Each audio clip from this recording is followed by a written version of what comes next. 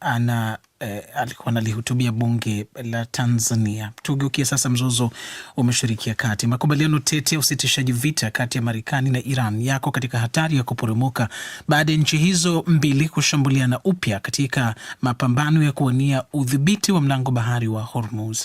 Meli kadhaa zilishambuliwa kwenye bahari ya Ghuba jana Jumatatu. Saumu Mwasimba anaarifu zaidi.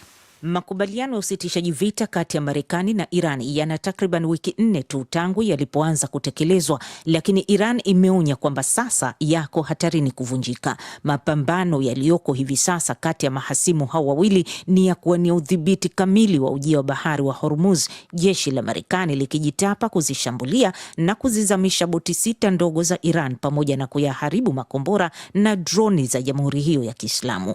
Mashambulio yote hayo yalifanywa jana baada Rais Donald Trump kutuma jeshi lake la wanamaji kuzisindikiza meli zilizokwama kupita kwenye mlango bahari wa Hormuz katika kile kilichopewa jina Project Freedom, ikimaanisha kuwa ni kampeni ya ukombozi. Iran nayo imefanya mashambulizi makubwa ikizilenga meli za kibiashara, na Umoja wa Falme za Kiarabu, mshirika wa Marekani, ikisema imeshambuliwa na Iran kwa makombora yaliyolenga kituo cha kusafisha mafuta katika bandari yake ya Fujairah na watu 3 walijeruhiwa. Kambi ya jeshi la Marekani pia iko kwenye eneo hilo. Kwa mara ya kwanza tangu wiki takriban 4 jana vimesikika ving'ora vya kutoa tahadhari ya mashambulizi ya makombora katika Umoja huo wa Falme za Kiarabu. Safari za ndege pia zilikatizwa, huku Wizara ya Elimu ikitoa maagizo ya shule kufungwa na shughuli zote za masomo kufanyika kwa njia ya mtandao. Viongozi wa Iran wametoa msimamo mkali kuhusu hatua iliyoanzishwa na Marekani. Hivi leo waziri wa mambo ya nje wa Iran, Sayyid Abbas Araghchi, ameionya moja kwa moja Marekani, akisema ile wanayoiita kampeni ya ukombozi itageuka operesheni ya mkwamo ambayo haitofanikiwa. Spika wa bunge Mohamed Baghir Khalibaf, kwenye ujumbe uliochapishwa kwenye mtandao wa kijamii hivi leo, naye ametahadharisha kwamba usalama wa safari za meli na usafirishaji mafuta uko kwenye kitisho kutokana na kukiukwa kwa makubaliano ya usitishaji vita unaofanywa na Marekani na washirika wake. Pakistan, ambayo ni mpatanishi kwenye mgogoro huu wa Mashariki ya Kati, imetoa mwito kwa pande zote kujizuia kufanya mashambulizi na ikilaani hatua iliyochukuliwa na Iran ya kuishambulia Umoja wa Falme za Kiarabu na kutaka makubaliano tete usitishaji vita yaheshimiwe. Waziri Mkuu Shahbaz Sharif amesema wazi kwamba mashambulio ya makombora na droni dhidi ya miundombinu ya kiraia hayatokubalika, na ameonyesha mshikamano na uongozi wa UAE na wananchi wake. Ilikuwa ni Saumu Mwasimba huyu na hali jumla ya mzozo huu wa Mashariki ya Kati baina ya Iran na Marekani. Tugeukie mzozo mwingine hapa barani Ulaya. Urusi imetangaza kusitisha mapigano mnamo Mei 8 na 9 kwa ajili ya kuadhimisha kumbukumbu ya miaka 81 ya ushindi wa uliokuwa muungano wa Kisovieti wakati wa vita vikuu vya pili vya dunia. Rais wa Ukraine Volodymyr Zelensky naye ametangaza kwamba Ukraine nayo itasimamisha mapigano sambamba na Urusi kuanzia siku ya Jumatano. Hatua hiyo inatangazwa wakati Urusi ikiendeleza mashambulizi makubwa ya droni na makombora dhidi ya Ukraine. Lina ni Mtono na taarifa zaidi. Hatua ya kusitisha mapigano ilitangazwa kufuatia maamuzi yaliyofanywa na rais wa Urusi Vladimir Putin, hii ikiwa ni kulingana na Wizara ya Mambo ya Nje ya Urusi iliyoelezea matumaini kwamba upande wa Ukraine utafuata mkondo huo. Wizara hiyo imeongeza kuwa vikosi vya Urusi vitachukua hatua zote muhimu ili kuhakikisha usalama wakati wa maadhimisho hayo. Wizara hiyo aidha ilionya kwamba majaribio yoyote ya kuvuruga sherehe za siku ya ushindi yatajibiwa kwa shambulizi kubwa la kombora katikati mwa mji wa Kiev. Urusi itafanya sherehe hizo za siku ya ushindi Jumamosi kuadhimisha miaka 81 ya ushindi dhidi ya utawala wa Kinazi wa Ujerumani.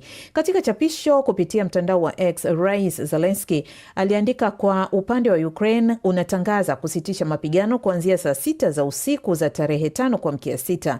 Chapisho hilo liliongeza kuwa katika kipindi kilichosalia ni muhimu kuhakikisha kuna kuwepo utulivu. Lakini kwenye mkutano wa viongozi wa Ulaya unaofanyika Yerevan nchini Armenia, kiongozi huyo wa Ukraine amesema hajaarifiwa chochote kuhusiana na usitishwaji huo wa mapigano. Amesema hayo pembezoni mwa mkutano huo na kuongeza kuwa Marekani ilizungumza na Urusi tu na hakuna mtu aliyewasiliana ama kuwawasilishia pendekezo lolote rasmi.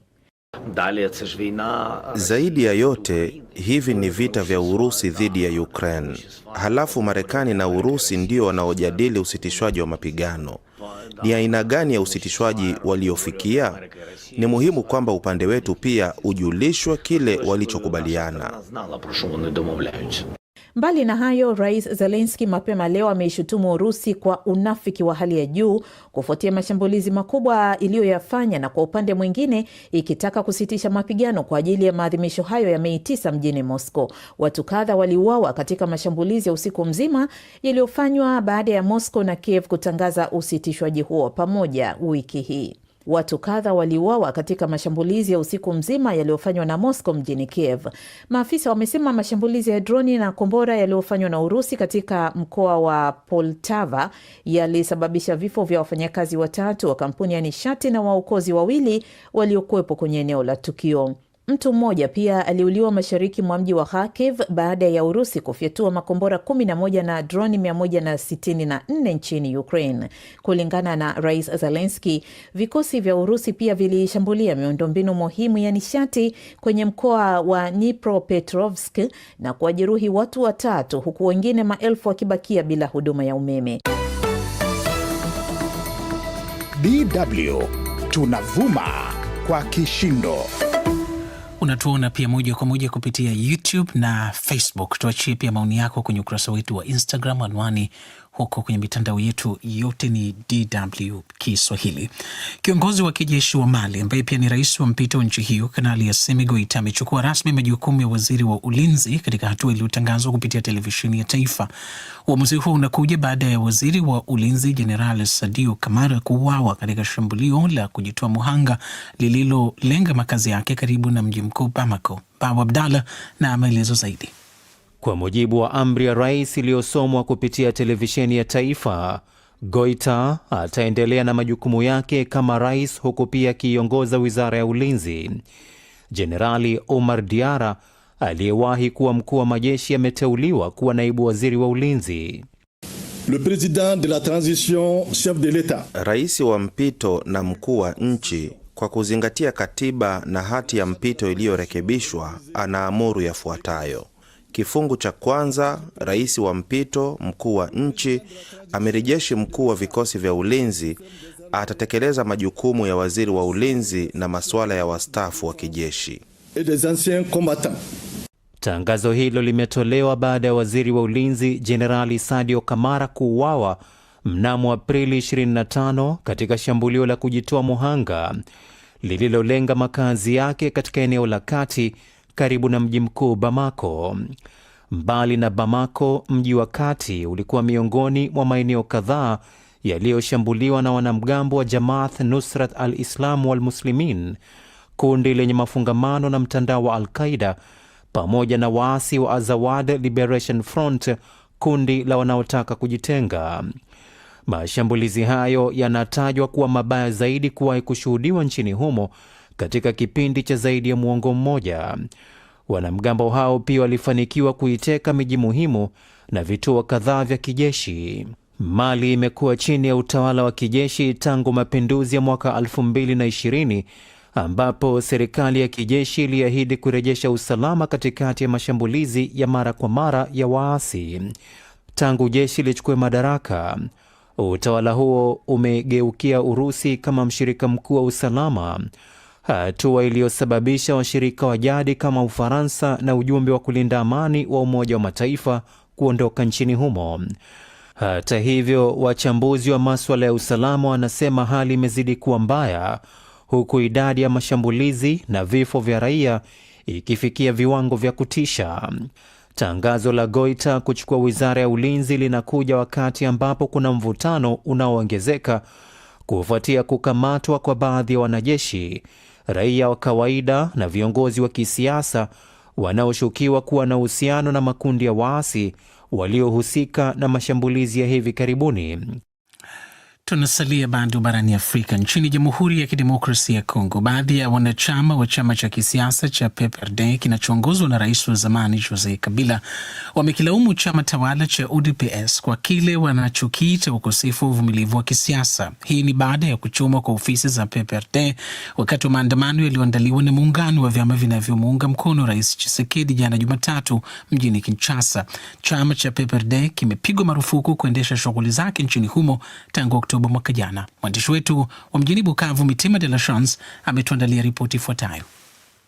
Picha zilizosambaa kwenye mitandao ya kijamii zinawaonyesha waandamanaji vijana, baadhi yao wakiwa wamevalia fulana nyeupe, wakichoma moto na kupora ofisi ya chama cha PPRD katika mtaa wa Kalamu mjini Kinshasa. Muda mfupi baada ya tukio hilo, wanachama wa PPRD walijitokeza na kulaani kile walichokiita kitendo kisichokubalika cha uharibifu wa ofisi ya chama chao, huku wakilitaja tukio hilo kuwa ni shambulio dhidi ya udemokrasia katika Jamhuri ya Kidemokrasia ya Kongo. Maafisa kadhaa wa PPRD wamekemea hali ya kisiasa yenye utata, wakionya juu ya kuongezeka kwa kutovumiliana kisiasa na matamshi ya chuki. John Karume, mmoja wa wasemaji wa chama hicho katika jimbo la Kivu Kusini, anaamini tukio hili linaashiria mazingira ambapo mizozo ya kisiasa inazidi kutatuliwa kwa njia ya vurugu badala ya mijadala ya kidemokrasia. Ameitaka serikali kufanya uchunguzi kwa kina ili kubaini wahusika. Wanamemba wetu wengi, viongozi wa chama, kufungwa kiolela. Tuna kero pia kuona jana ikachomwa kwa moto. Chama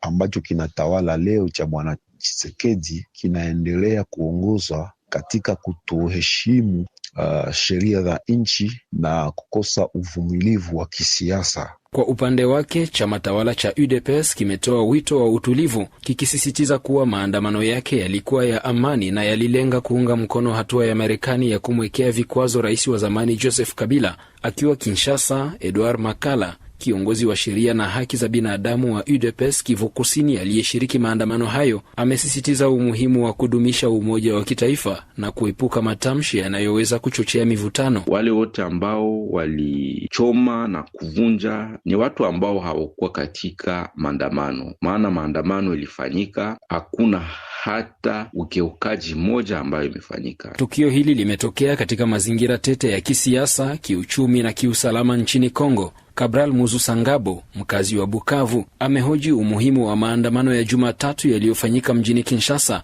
akisema kuna masuala muhimu zaidi yanayohitaji kupewa kipaumbele kuliko lengo la maandamano hayo. Kuliko tuandamane kupinga hali ngumu ya maisha, nasikia watu wanaandamana mchana mzima kufuata maelekezo ya Amerika, wote wamelala usingizi. Mwisho wa maandamano, waandamanaji waliwasilisha risala kwa ubalozi wa Marekani wakimshukuru rais wa Marekani Donald Trump kwa uamuzi wake. Mitima de la Chance, DW, Bukavu.